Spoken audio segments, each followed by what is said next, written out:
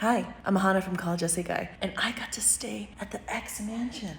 Look at this. How did I get the opportunity to stay here? I won an Airbnb contest, and I used College Essay Guy's YS techniques to get here.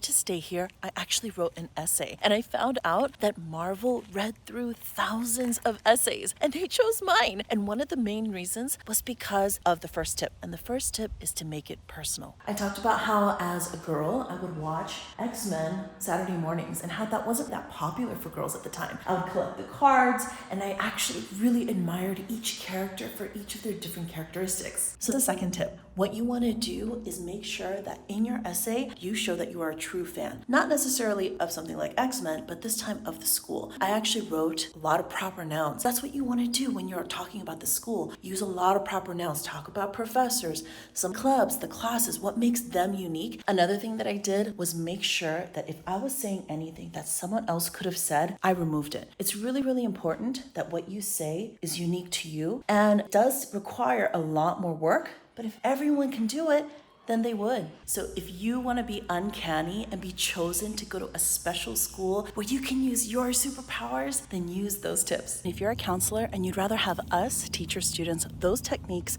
comment down below workshops and we'll send you that information.